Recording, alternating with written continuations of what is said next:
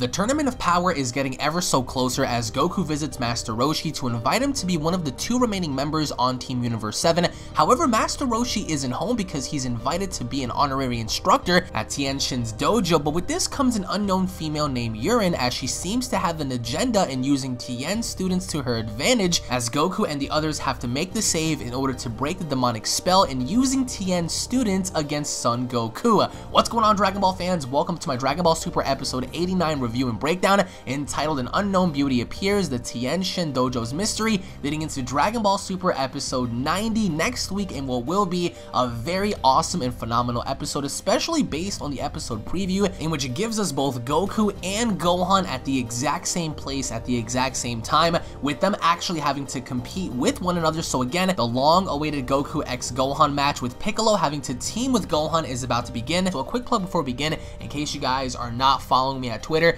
be sure to go ahead and head over to UnrealEntGaming on Twitter and hit that follow button. That way you guys are always in the loop with all the latest in Dragon Ball news, information, and content. And don't forget to go ahead and subscribe to the channel in case you guys are new for all the latest in Dragon Ball reviews, discussions, mod battles, and more. Tons of awesome content on the channel. And if you guys want to go ahead and keep up with all the latest content, go ahead and turn on notifications if you guys want to become a Super Saiyan God. It greatly means a lot to me that you guys support the channel, and I thank you guys for tuning into the video. Now, Dragon Ball Super episode 90's preview showcases Ultimate Gohan having to go one-on-one with Super Saiyan Goku. Now, for those of you out there who don't know, there is going to be a 2-on-2 battle starring Goku and Tien having to battle against Gohan and Piccolo. Now, the reason why this is important, and keep in mind, in this episode of Dragon Ball Super episode 89, it confirmed that we have about 8 hours left until the Tournament of Power begins. So for the moment being, we're going to be seeing a tag team fight until Goku challenges his son Gohan to a one-on-one battle. Now, for many of you out there who agree or disagree on the idea of Gohan having to reach the same level of power as his father, that could be debatable. Of course, he's been training non-stop with Piccolo, but the question is, can Gohan catch up to his dad? As we see Ultimate Gohan spar against Super Saiyan Goku, we didn't see any hints of Super Saiyan Blue just yet, but I'm pretty sure that at some given point, we're going to see Super Saiyan Blue Goku go up against Ultimate Gohan 8 hours before the Tournament of Power begins, and then we have the recruitment process of having to bring everyone together before we go out there and we serve a part of this ultimate battle. So again, I do also want to talk about how I do think that by the end of this tournament, something's bound to give and something's bound to happen, because I do think that at some given point, we're going to find out firsthand if Ultimate Gohan can compare to his father. And what I love about next week's episode is the fact that we get to look at the overall art and the detail, and everything looks so crisp. And again, we only see Ultimate Gohan versus Super Saiyan Goku, but I do believe that in my prediction,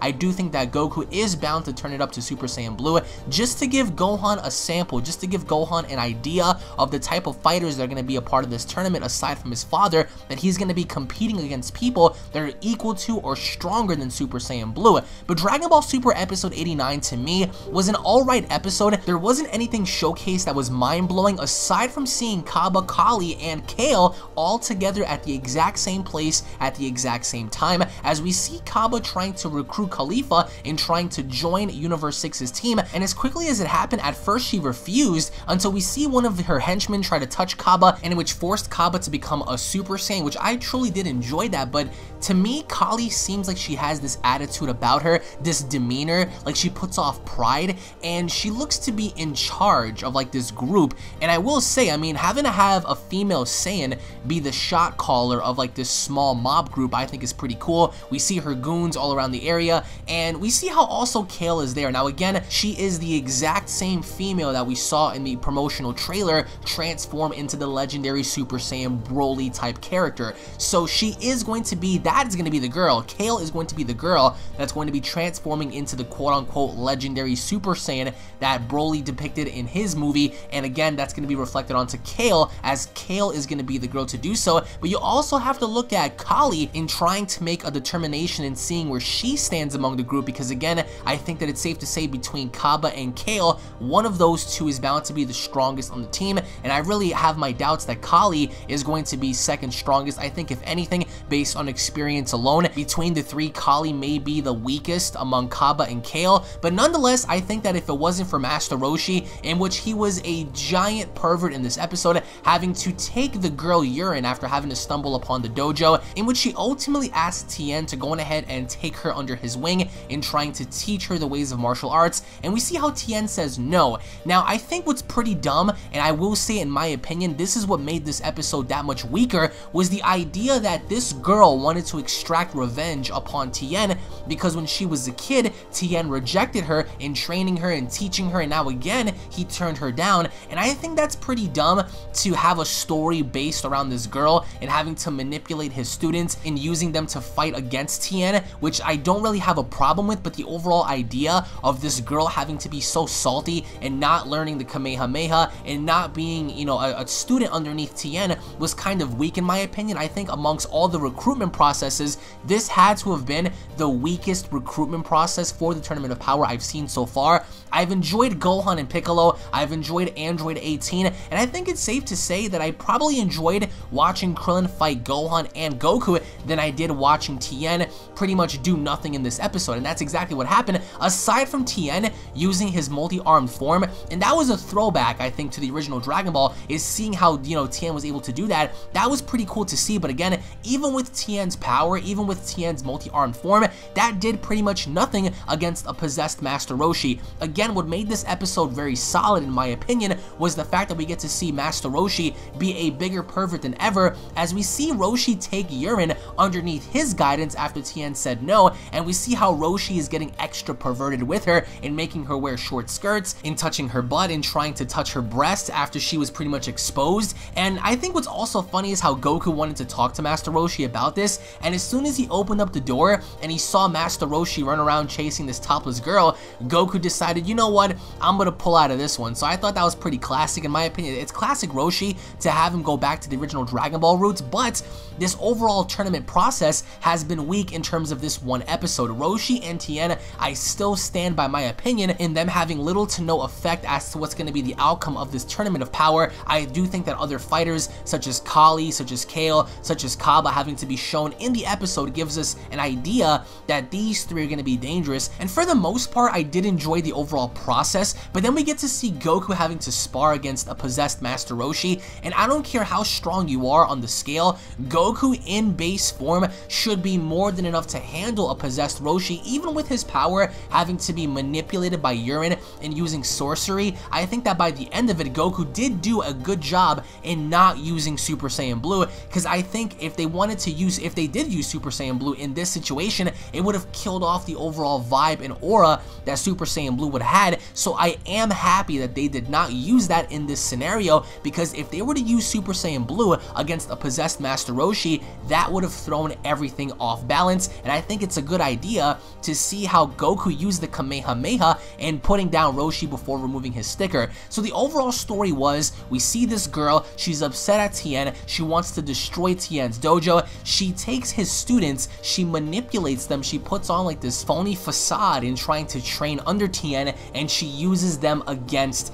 Goku, Tien, and Roshi. However, I do want to go back to talk about Dragon Ball Super Episode 90 and seeing Gohan and seeing Piccolo and seeing Tien and seeing Goku having to spar against each other, which I do think is a good idea because we have 8 more hours until the Tournament of Power begins, which is very crucial because within that time frame we should be able to get some training done among our characters in order to solidify a better roster, and having a better roster come about once the tournament begins. Now, the whole rumor of Frieza having to be introduced is only that of a rumor. It's not a confirmed thing, it's not confirmation. So for people out there saying that Frieza is going to be a part of this, it's only a rumor. I do believe it's a false rumor, as I don't think it makes any sense for Frieza to be a part of this. But scratching off Frieza, Ultimate Gohan versus Super Saiyan Blue Goku, we're going to go on ahead and talk about that in the prediction video. I personally enjoyed the overall art, and we get to see a back-to-back, combat-like scenario where Goku and Gohan are taking shots at each other,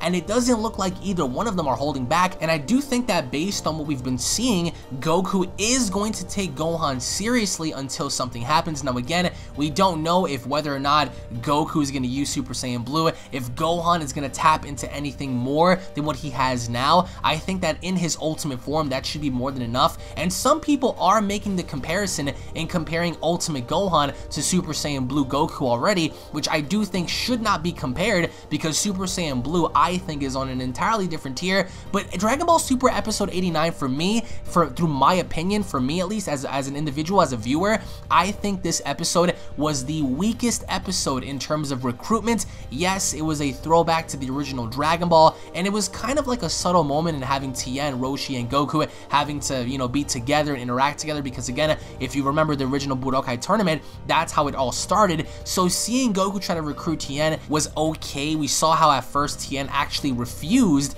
in joining Goku a part of this tournament, because so far Goku hasn't told anybody about what's going to be happening in this tournament of power. Goku has been keeping that a secret, and it's pretty funny because there are only a select few people that know about the tournament of power and the rules about the tournament of power, that being Piccolo, that being Gohan, and that being Goku so far. Android 18 doesn't know, 17 does know, and the ice is bound to be broken, as someone I do think will reveal the overall rules and stipulations for this tournament. But post your comments down below, guys. What are your overall thoughts on Kale, Kali, and Kaba, all of them having to be together at the exact same time? Who do you think is stronger? What are your overall thoughts on this episode? Did you guys think it was a good utilization of Tien or the opposite? Because for me, I don't think this episode capitalized on Tien. I don't think this episode told the story that we wanted to see from Tien, because Tien did absolutely nothing in this episode. If anything, he took off his shirt, he had his multi-arm form, and that was it.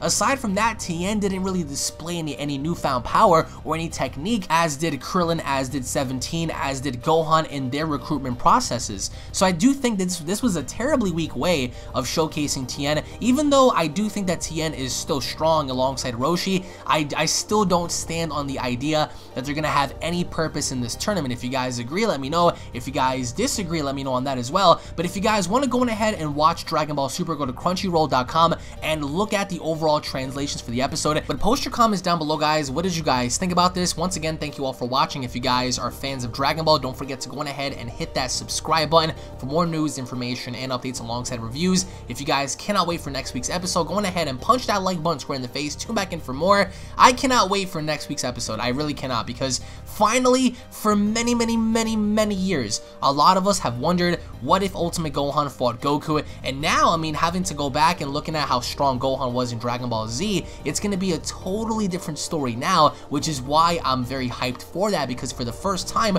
we're going to get them fighting as adults, because the last time we had them fight or train legitimately was in the Room of Spirit and Time, the hyperbolic time chamber before the Cell games. So even after that, we saw a little bit of an idea of how Gohan would fight Goku inside of Boo's head, but aside from that, we've never gotten that before. So now, for the first time ever, you guys can go ahead and expect to witness Gohan versus Goku coming up next week. I cannot wait. The hype is on. Thank you all for watching, guys. As always, tune back in for more, and I'll be seeing you all in the next Dragon Ball video. Take it easy, guys. Peace.